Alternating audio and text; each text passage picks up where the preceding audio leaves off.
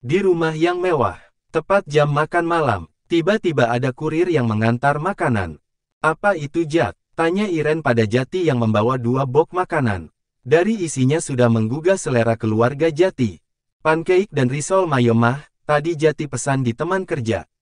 Karena banyak yang bilang enak, makanya Jati pun pesan pengen cicipi juga, ucap Jati dengan membuka risol mayo dan pancake yang jadi jualan sang istri yang selalu laris manis. Tentu Jati sebelumnya sudah tahu bagaimana lezatnya makanan yang diolah oleh tangan sang istri. Itu sebabnya Jati ingin mendekatkan Kara dengan keahlian Kara.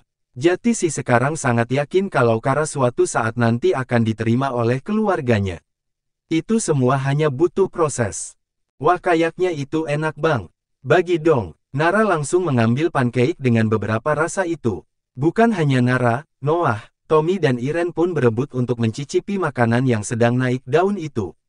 Kara memang pandai cari celah untuk mencari peluang untuk membuat sesuatu yang sedang banyak disukai oleh warga Jakarta dan sekitarnya. Wah, ini pancake-nya enak, dan risol mayonya juga enak, kulitnya kenyal dalamnya tidak terlalu manis enak. Ngomong-ngomong dia buka toko kue di mana? Tanya Iren. Padahal biasanya wanita itu adalah orang yang sangat pemilih dengan makanan. Tapi begitu makan hasil tangan menantunya ia langsung cocok-cocok di lidah Iren. Mendengar pujian dari hasil masakan sang istri, Jati pun hatinya langsung berbunga-bunga. Tidak ada toko mah, mereka hanya buka orderan dari rumah saja. Tapi yang beli selalu banyak dan bahkan mereka selalu habis sebelum sore. Memang benar-benar banyak yang suka dengan produk mereka, puji Jati, yang diam-diam laki-laki itu sangat bangga pada sang istri. Yang benar-benar bisa menunjukkan kemampuannya untuk berdiri sendiri. Bahkan Jati sangat senang karena Kara benar-benar merintis usahanya sendiri. Tanpa bantuan sang suami. Tidak hanya ide dan usahanya. Bahkan untuk nama produk dan promosi sendiri. Sehingga mungkin Tuhan kasihan dengan kondisi Kara sehingga dalam waktu 1 bulan Kara sudah bisa membuat produknya banyak disukai oleh warga sekitar. Bahkan yang sudah beli banyak yang beli lagi. Bang ini enak banget, Nara suka. Bukan hanya Iren yang suka dengan produk jualan Kara, bahkan adik bungsunya pun suka dengan makanan buatan kakak iparnya. Iyalah enakan gratis, balas Jati dengan berkelakar pada Nara yang cengeng. Tapi ini emang enak kok Jati. Papa juga suka risol mayonya sangat pas mayonaise dan isiannya pas, serta kulit risolnya juga gurih dan enak. Pancake-nya juga enak tidak bikin giyung. Nanti kalau ada acara bisa nih kayaknya order dengan teman kamu. Tommy pun tidak mau ketinggalan. Yah jelas Jati senang luar biasa karena apa Kara impikan bakal terwujud. Tidak masalah mereka tidak melakukan hubungan suami istri atau apapun itu. Dengan melihat Kara berhasil dengan impiannya pun udah cukup membuat Jati bahagia luar biasa dengan kehebatan sang istri. Boleh Pah, malah itu ide bagus, biar buat tambah-tambah untuk wanita itu yang hanya tinggal sendiri dengan adiknya. Hitung-hitung membantu usaha mereka, nanti kalau mau order bisa lewat Jati atau mau nomor penjualnya. Pancing Jati, mungkin dengan cara seperti ini Jati akan membuat Kara makin berhasil dan juga membuat Tommy bisa menerima Kara. Itu bisa diatur, semoga saja mereka sukses saja. Amin, balas Jati dengan semangat dan bersungguh-sungguh. Tidak hanya Tommy yang mendoakan penjual kue itu nyatanya Iren juga mendoakan Kara meskipun tidak secara langsung. Yah mungkin memang lebih baik mereka tidak tahu Kara biar Kara bahagia dan tidak tertekan. Kalau semua sudah setuju dengan hubungan Jati dan Kara baru Jati akan bongkar rahasia sesungguhnya antara Jati dan sang istri. Setelah hampir 2 bulan Jati tidak bertemu dengan sang istri, serta laki-laki itu yang selalu rutin terapi dengan baik sehingga kini perubahan demi perubahan pun Jati rasakan. Saat ini sakitnya bukan lagi hanya di kakinya, melainkan ada di dalam hatinya. Yah 2 bulan tidak bertemu dengan sang istri tentu menjadi ujian yang sangat berat untuk Jati. Siapa yang mau coba berada di posisi seperti Jati? Ketika mereka yang masih pengantin baru dan juga baru 2 kali menggauli sang istri. Namun, keadaan memaksa mereka berpisah. Bukan karena jarak yang berjauhan, seperti orang-orang menjalankan LDR, long distance relationship, atau orang-orang menyebutnya hubungan jarak jauh. Yah, jarak mereka sebenarnya cukup dekat. Bahkan tidak harus ditempuh 1 jam. Jati sudah bisa menemui Kara untuk sekedar melepas rindunya. Keadaan lagi-lagi membuat Jati harus menahannya. Yah, selama Daryl masih terus ngikutin dirinya, maka Jati tidak akan bisa pergi sesuka hatinya. Yah, Daryl adalah asisten pribadinya yang ditugaskan untuk menjaga Jati oleh papahnya.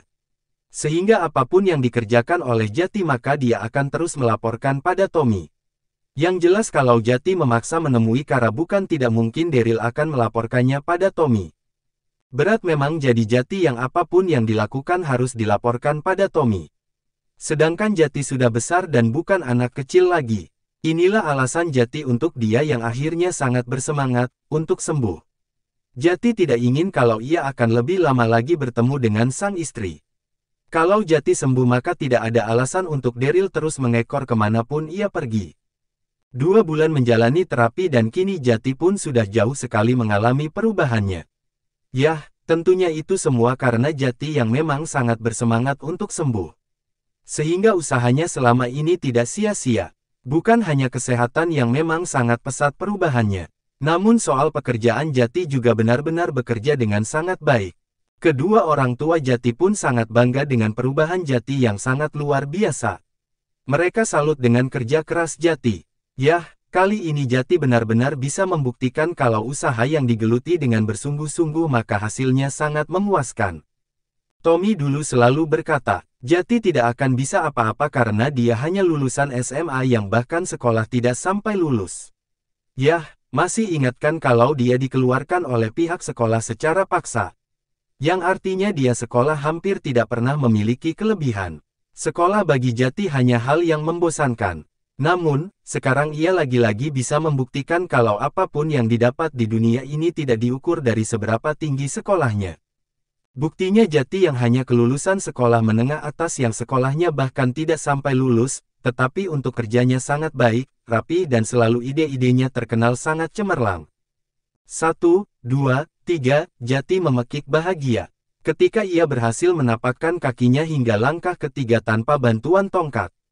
Ayo semangat Mas Jati. Pasti bisa, Dr. Darius, dokter yang menangani Jati selama ini pun ikut merasakan kebahagiaan ketika Jati tiba-tiba bisa berjalan tanpa bantuan tongkat.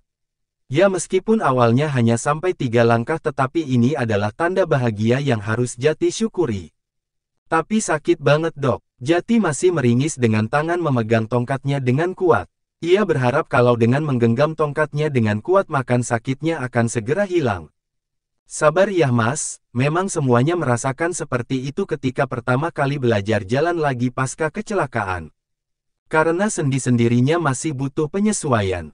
Bukan hanya itu saja, tapi juga nanti kalau sering dilatih akan sembuh sendiri. Rasa sakit itu perlahan akan pelan-pelan hilang. Tapi kalau sudah tidak kuat dan merasakan sakit yang luar biasa, jangan diteruskan takut malah cederanya makin parah. Pelan-pelan saja seperti sekarang ini. 1, 2, atau bahkan 3 langkah, jangan terlalu ngoyo, karena ingin cepat bisa jalan malah dipaksakan terus yang ada nanti malah jadi semakin sakit. Pokoknya pelan-pelan asal sabar dan rutin pasti kamu akan sembuh. Dr. Darius kembali mewanti-wanti Jati agar tidak terlalu memaksakan. Yah, akibatnya kalau terlalu memaksakan malah bisa berbahaya juga. Siap dok, saya pasti akan hati-hati. Tidak mau juga selama perjuangan saya 2 bulan ini berakhir sia-sia. Jati pun setelah beberapa kali melakukan terapi dan kakinya sangat sakit, memutuskan berhenti. Ia hanya melakukan hal yang ringan-ringan seperti kaki gerakan-gerakan untuk melemaskan sarafnya. Di saat Jati tengah berjuang untuk kesembuhannya dan bisa bertemu dengan Kara lagi. Kara di tempat lain pun masih disibukkan dengan bisnis kulinernya. Ya bahkan karyawannya saat ini sudah 5 orang. Tentu adik-adiknya dan abahnya tidak dihitung. Karena mereka memang membantu seperlunya saja. Kalau capek maka Kara pun tidak mengizinkan untuk adik dan abahnya membantu. Beruntung Kara memiliki kesibukan sehingga Jati tidak mengunjunginya tidak terlalu terlihat sedihnya. Meskipun tidak bisa ia pungkiri kalau rasa rindu selalu datang. Terutama kalau malam tiba. Meskipun Jati dan Kara sering melakukan video call, tetapi rasanya akan beda kalau ada suami yang memeluknya saat malam tiba.